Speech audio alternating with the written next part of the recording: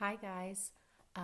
Next we're going to talk about the R sound, and I brought some props with me because this is the most difficult sound to teach, not only because there are so many different R sounds, um, but because it's very difficult to see in the mouth. So the R sound, there are a couple of things that your child may do with their mouth to make this sound.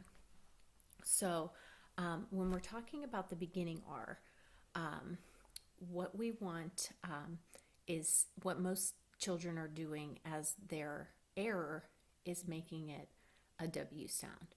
So, instead of ring, they are saying wing, okay? So the first thing we need to do is we need to adjust their lip rounding a little. So instead of coming fully together, w, as in a W, we need them to keep their lips a little further apart. Okay? They need to come a little more forward, and they need to be a little more tense. Okay? So that's one thing for the beginning R sound that they need. They need to switch from w to okay? So you want to see more teeth. If you're using a mirror to work with them, which I always recommend, you want them to practice the difference in what the front of their mouth should look like. Not w, but okay? The next thing we want to talk about is what's going on inside their mouth. Which is nearly impossible for us to see. So there are two ways that a child can make an R sound. One way, okay, if you can see my mouth here, I'm going to hold the teeth open just to show you the tongue. Okay, so one thing we could do is to bunch back, okay, kind of like you're going to make a K sound, okay, but okay, rolling that R out instead. But that placement, you want to come back, okay? You don't want to go back too far or drop too far down in the throat, or you'll get that okay? So, okay, that's the beginning R. Now, some children that's very difficult for, so there's another option. And your child will know which one they use and which one's more comfortable for them. If they are not able to establish the R by doing that bunchy back of their tongue, we will try this other method where they can, if I can get this correctly and hold it open so you guys can see, they can curl their tongue. Let's see if I can get this here. So they would be curling their tongue up, pointing it towards the roof of their mouth, but not touching it. Okay, because if you touch the roof of your mouth when you curl your tongue up and back, you'll get an L. Okay, so you just want to point it, make it tense, point it, okay, and you can get that, you can stimulate that R sound. This is, it's difficult for a lot of kids. That's why we wait, and it's developmentally appropriate until around the age of 8. So if your child is younger than 8, and they've started to work on the R sound, it's because they're stimulable for it. So we've been trying it a little bit in therapy. If they have other sounds to work on, you can certainly concentrate on those sounds and put this on the back burner. But if you would like to try it with them, that's how we make the R sound. Now, the beginning R sound is often easier for a child to establish than what we call the vocalic R sound.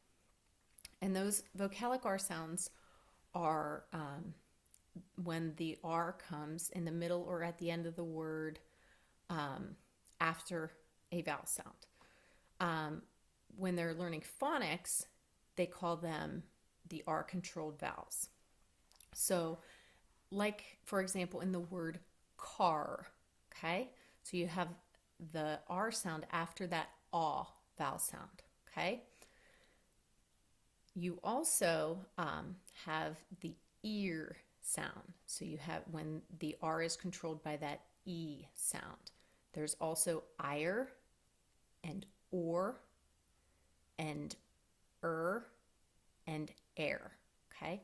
So there are a lot of different vocalic R sounds. When we start working on them, a lot of times I'll start with the air and the ear sound. For some reason, just through practice, I found that those are a little bit easier to stimulate. So I'll show you one strategy that I use that your child has definitely used to produce those sounds and get them to a level where they can practice. So once they establish that beginning R sound, and you'll have to excuse my handwriting here because I had to write everything backwards. This is not my first take.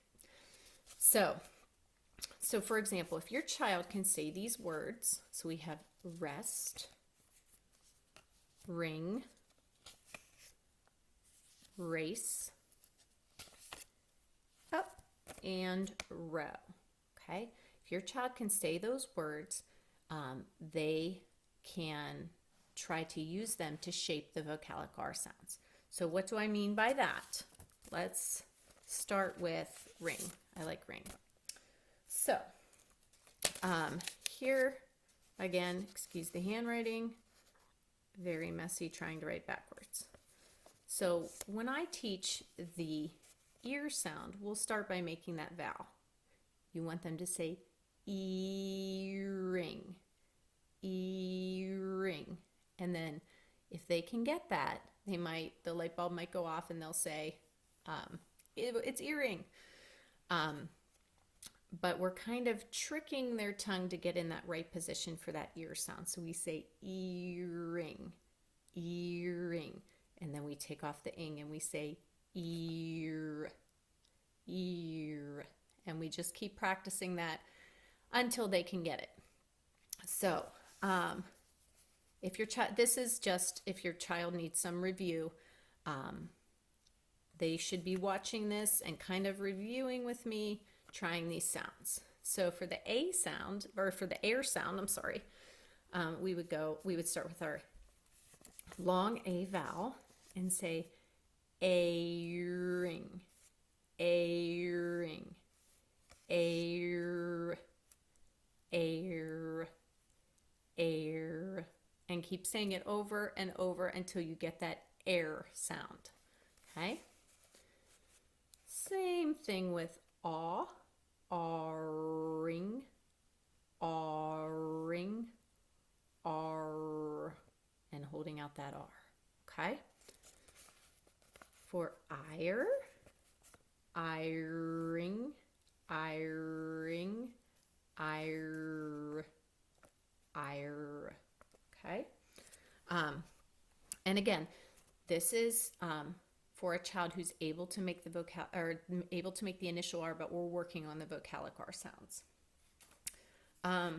We do teach them in isolation. So some of your kids might know that they're working on the OR sound, or they're working on the R sound, or they're working on ear and air, okay? If you guys have questions about which sounds exactly your child is working on, if maybe they don't remember, they've had a couple weeks off, certainly I can go over that with you. So, and then the last two, did I get these ones right? Trying to write backwards, I did, is the OR sound. So we start with O-ring, O-ring, or, and we shape this from the sound. A-ring, a-ring, a-ring, okay? And you can see if you watch, again, I'll pick a different word here. Let's do race. You can see what changes with my mouth through the different vocalic R sounds. you can see it's controlled by that vowel sound. My mouth looks different for every R sound because it depends on what vowel comes before it. So when I say erase, erase, ear, ear. So my R sound looks like I have the wide mouth, I'm almost closed, ear, okay? Now for erase, A. So we start with an open mouth, flat tongue, erase, and we come down into the R. Aw. I usually stimulate with this with the kids by saying, pretend you saw a cute new baby or a cute little puppy. What would you say? Aw. So that's how we shape this sound. Race. Race. And you can see it's an open mouth, lips are wide and open. Race. Okay? And then aw. I. Your lips are wide like they were with the E sound, but your mouth is more open. Race. Okay? And for or, you can see that O sound. Your lips come, your jaw's dropped like it is for the R, but your lips are closer together. O race. Or. Okay? And then okay? So we start with the It's kind of like a kind of generic sound, like erase.